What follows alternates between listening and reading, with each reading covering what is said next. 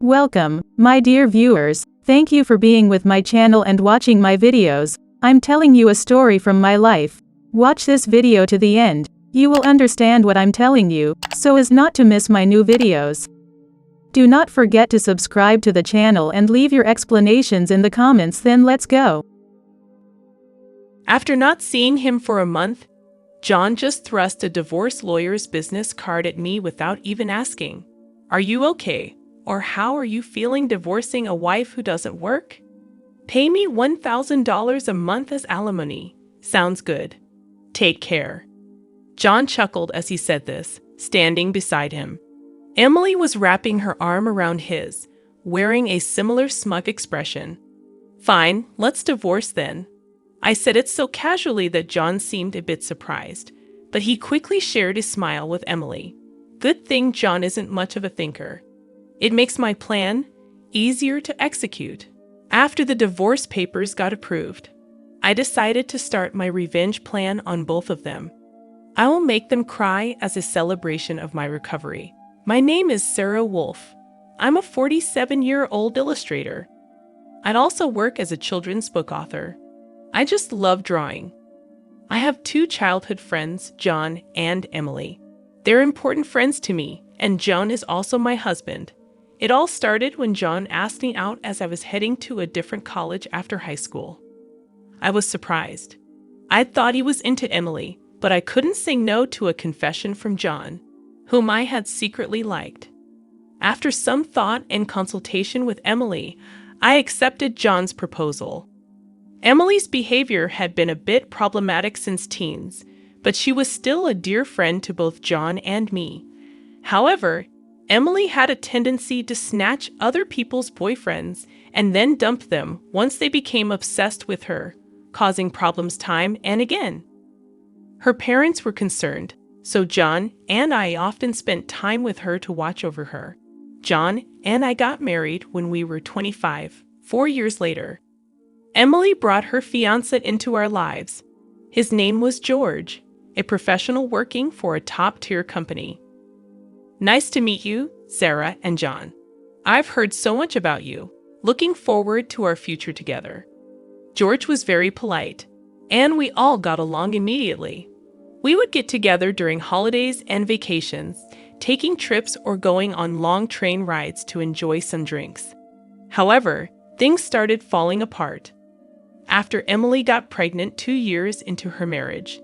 John and I originally had many siblings, so there was no worry about an heir. So we decided we didn't need children. Both of us loved kids, but weren't keen on actively caring for them. Besides, we loved our freedom to travel and enjoy drinks. We often found it heartwarming to see families with children, but it was never more or less than that. When Emily announced her pregnancy, John's attitude started to change. He quit smoking because Emily said she couldn't stand the smell, and even offered to drive her to doctor's appointments using his vacation days. I warned him, "George might get upset if you're always with Emily." But John argued back, "You have work, don't you? She's our childhood friend, and she's reaching out for help. You're heartless." I said, "I've been buying things and helping where I can, but going with her to the obstetrician is crossing the line." When I said that, John frowned, and then he glared at me. "Why?" "Because Emily wants it, right? She says she's anxious about the checkup. I can't just let her go alone if she's anxious. All the more reason for George to go with her, right? If you go with her every time, it's almost like you're the father of the baby in her belly. John jealous? You're not going to get pregnant anyway, so what's the problem?" He didn't take my concerns seriously, and instead started to snap, saying I was being annoying. We had hardly ever had a fight during our marriage, but things changed when Emily got pregnant. Our arguments increased, and that didn't change even after Emily gave birth. In fact, John started spending even more time with Emily and their child, Emma. But when Emma was 6, an incident occurred. It had to do with the attendees of Emma's graduation ceremonies. The day before the graduation, John suddenly started rummaging through the closet. "John, What are you doing? Have a meeting tomorrow. John's workplace had a casual dress code, but there was a rule to wear a suit during client meetings, so we always kept a few suits ready. But they were all thrown on the bed now. No, just trying to decide what to wear for the graduation ceremony. What? You're seriously thinking of attending the graduation? Yeah, George, can't make it. Emily asked me. Wait, that's absurd. No matter how you look at it. I inadvertently raised my voice in denial. Immediately, John's face turned sour. I knew he occasionally picked Emma up from kindergarten, and I had done so myself when asked, yet it was nonsensical for a childhood friend who wasn't even a biological parent to attend a graduation ceremony. What? You still doubt me and Emily? I'm disappointed that you can't even help out. That's not the point. Point anyway. I'm attending the graduation tomorrow, so iron a shirt properly. John said that and abruptly ended the conversation, leaving me behind and going to the bedroom. I had no choice but to call Emily. Hello, Emily. About tomorrow. Sorry about tomorrow. I'm borrowing John. But won't George be upset about the graduation attendance, Sarah? What are you talking about? Obviously, I haven't told George that the graduation is tomorrow. I'll tell him after the ceremony. I was shocked to learn that George didn't know about the graduation schedule. Upon further questioning, it seemed that Emily hadn't informed George about any of the kindergarten events so far, and John had been acting as the father at the kindergarten, which made me dizzy with its selfishness. Wait a minute, Emily. Isn't that extremely unreasonable? It's disrespectful to George, and just because he's a childhood friend, eh? What's wrong? Sarah, you're scary. Well, see you tomorrow. Wait, Emily. I was trembling with anger at Emily, who unilaterally hung up the phone. Still, in the end, I ironed a shirt, prepared a tie, and the next morning saw John off to Emma's graduation ceremony. Since then, Emily and John started going out more frequently, from once a month to once a week, and then to 3 times a week. Eventually, even George seemed to have some suspicions, and one day, while John and Emily were out, he visited our house alone. I'm sorry for visiting you late at night. There's something that's been bothering me. Is it about the 2 of them? Yes, I would like you to take a look at this. George showed me the GPS history he had installed in Emily's car. It showed that she had been staying at a hotel 3 times a week. All of those days, she was out with John, and just by looking at George's face, I understood what that meant. What do you want to do, George? I want to take revenge on those 2. Me too. I can't forgive them for betraying us after all this time. We started planning our revenge on them secretly. First, I started by increasing my income because I had been saving by doing housework and taking care of Emma. My income had drastically decreased. George switched to working from home. And when Emily and John would go out, he would bring Emma to my house, and we would take care of her together. Neither Emily nor John realized that we knew about their relationship, and we were able to gather solid evidence. Once we had collected enough evidence and were ready to take our revenge, we discovered a shocking truth about Emma. George and I struggled with the decision, but we both agreed that we didn't want to hurt young Emma, so we decided to wait until she was an adult to take our revenge. However, even though we decided to endure for 10 years, I was struck with a serious illness. I needed long-term hospitalization, and even at best, I wouldn't be discharged for at least 2 years. Although I could work from the hospital room, it was certain that I would have to reduce my workload. After informing George about the situation, I consulted John. However, John's reaction was no different from when we were making small talk. I'll visit you once in a while. I felt that John no longer had any affection for me, as he didn't even ask about my condition or the name of the disease. In reality, John only visited once a month or once every 2 months, and after Emma's 15th birthday, she started acting strangely. Although she used to visit me almost every day right after I was hospitalized, she became distant after her 15th birthday. However, neither George nor I could figure out why, and we were puzzled. Even when we asked Emma, she just said, "Don't worry about it." However, we ended up learning the reason from John, who rarely showed up. "Hey, it's been a while." Yeah, it has. John, who had completely transformed into a flashy appearance, walked in without even knocking. After not seeing him for a month, John just thrust a divorce lawyer's business card at me without even asking, "Are you okay?" or "How are you feeling divorcing a wife who doesn't work? Pay me $1,000 a month as alimony. That's the deal. So take care," John said, grinning from ear to ear. Beside him, Emily wrapped her arms around John's with a similar expression on her face. "Fine, let's divorce then," I casually agreed, which seemed to surprise John for a moment, but he quickly exchanged smiles with Emily. It was good that John wasn't the type to think too deeply. That's why my plan worked so well. After receiving a notification that the divorce was finalized from John, I decided to start my revenge plan against the two of them. I will make them cry as a celebration of my recovery. I promptly started to take action. First, I contacted George to transfer hospitals. Then I informed my lawyer that they would be mediating between the two parties from now on. George also began to act at the same time. He moved near my new hospital with Emma, and he started to visit me frequently. Emma still had a gloomy expression, but I was happy that she came to see me every day. Most of my belongings were already in the hospital room. So I told John to dispose of the rest. I didn't want to bring anything that the two of them might have touched into my new life. Once the hospital transfer and George and Emma's move settled down, I received a call from John. I had only left my seat for a few minutes, but my smartphone already showed 30 missed calls. I answered the phone, feeling exasperated. "What? Hey, what the hell is going on?" I could hear the voice of a troubled real estate agent behind John's panicked voice. I also heard Emily yelling, which made me feel sick. "What do you mean?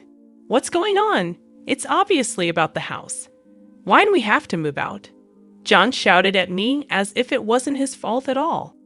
I replied to him coolly, "Obviously, because that's my house." Huh. John seemed to have completely forgotten. But the truth was the house we lived in was a room I rented as a workspace.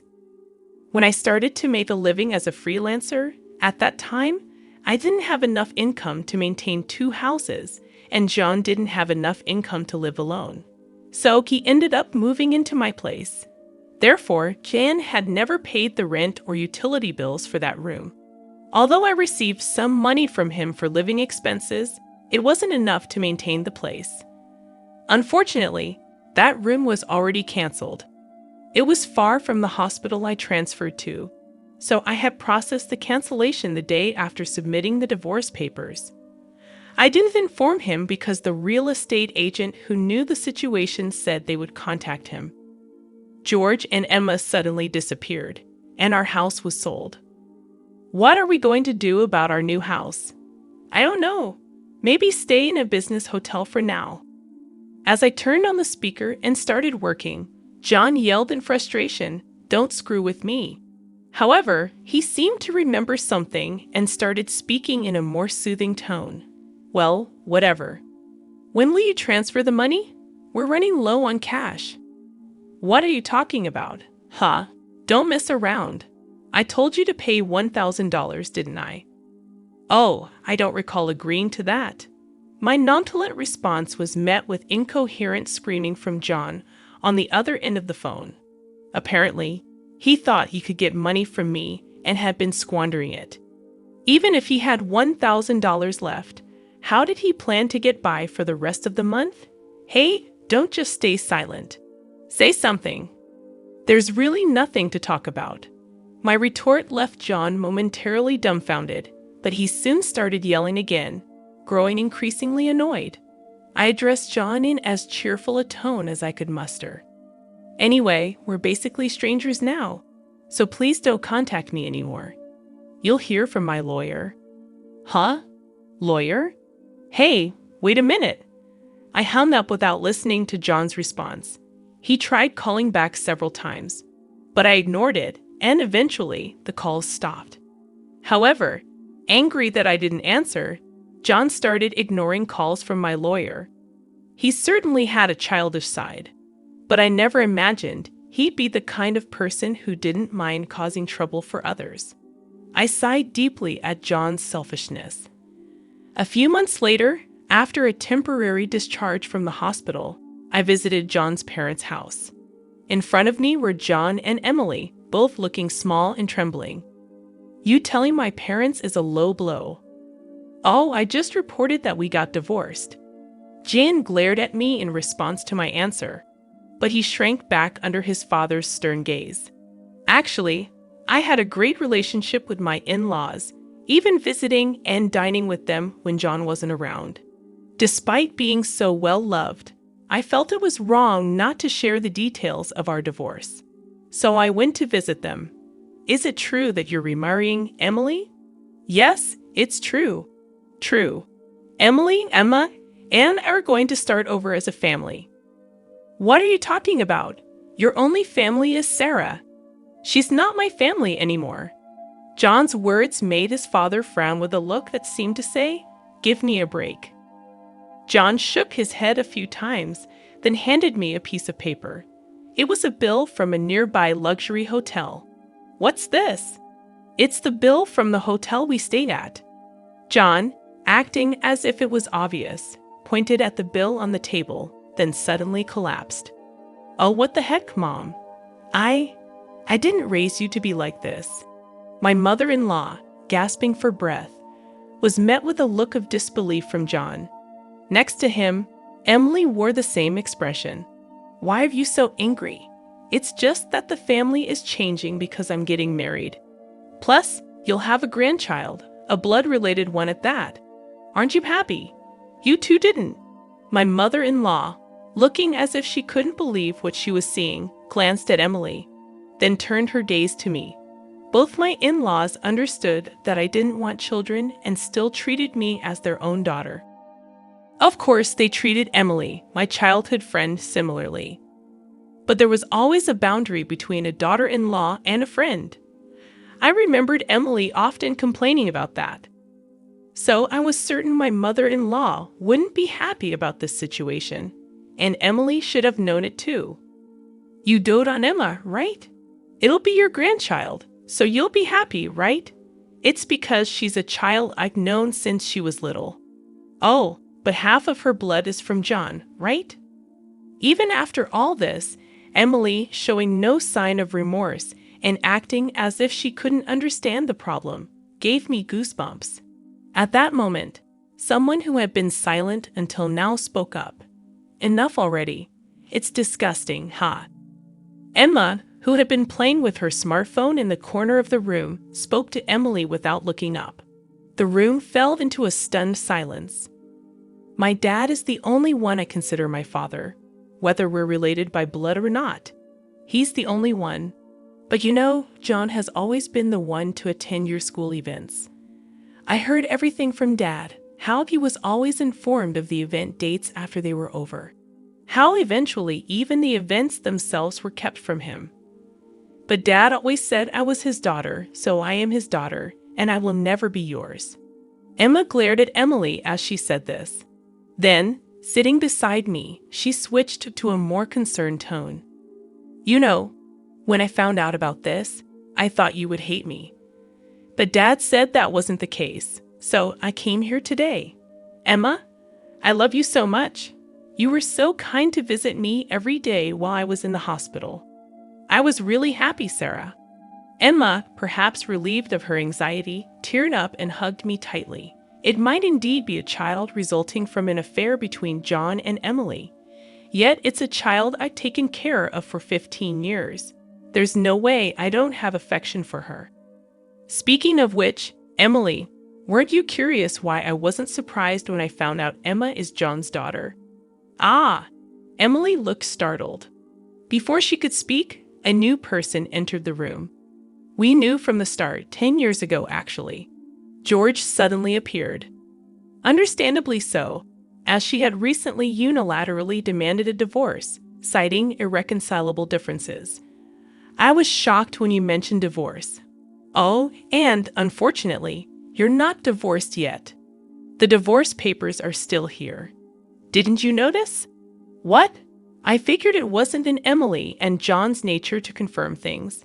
But I couldn't help but be stunned that Emily, despite the 100-day waiting period for women to remarry, hadn't noticed for months. So, Emily is still my wife, and Emma is still my daughter. Well, since there won't be a wife though. Wait, what do you mean? A 15-year-old can choose their parent. That's not true. Emma wants to be with Mom, right? Emily said that and looked at Emma. Emma frowned at Emily and held my hand. Emily was speechless at that and glared at me. Then, John suddenly burst into laughter. So that's what it is. You two are together, huh? But too bad. Isn't it impossible to live on George's salary alone? Can you stop making weird assumptions? Also, it seems George earns double the amount you think. Emily knows about it, huh? It's probably a bluff. A lol. Besides, it's impossible for you to work while dealing with your illness. You'll just die miserably somewhere. This time, I laughed at John's huge misunderstanding. John, seeing me suddenly start laughing, was getting frustrated. You didn't know about my income, did you, huh? It's probably just a bit more than a part-time job. No, it's different. My annual income is $500,000, huh? John's eyes and mouth were wide open in shock. Emily was also stunned. In fact, over the past 10 years, I had become a popular children's book author, and my income had skyrocketed from essays, interviews, and the like. Moreover, a film adaptation is planned soon, so my income is skyrocketing. Liar. Oh, do you want to see this? I said that and showed Emily my bank account screen. It clearly showed a large amount of money being deposited every month. Emily was at a loss for words when she saw it. Sarah, let's make up, huh?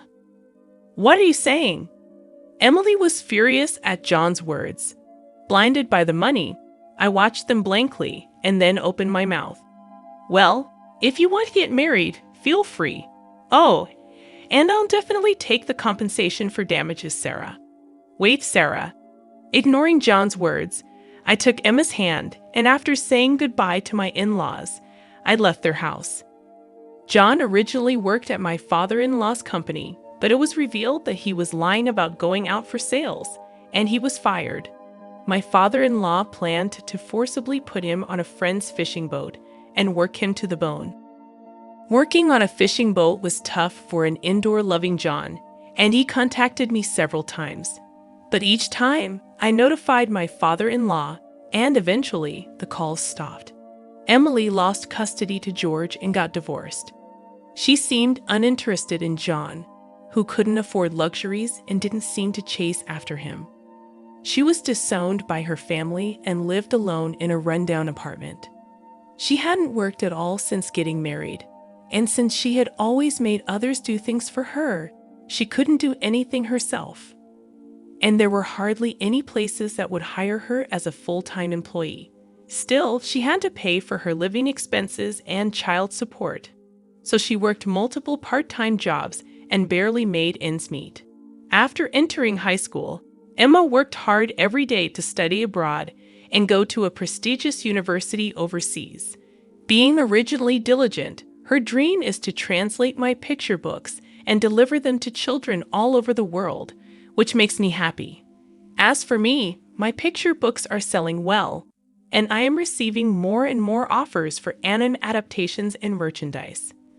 My illness is also progressing well, and although I am still hospitalized, my doctor recently told me that I might be able to leave the hospital next year. And one more thing, George and Emma come to visit me every day. Actually, George recently confessed to me with remarriage in mind. I haven't given my answer yet, but I can't help but have feelings for him. He said he wants to live together when I leave the hospital. While thinking about what to answer, I work on my picture books every day, hoping for a happy future for us. I weave stories again today.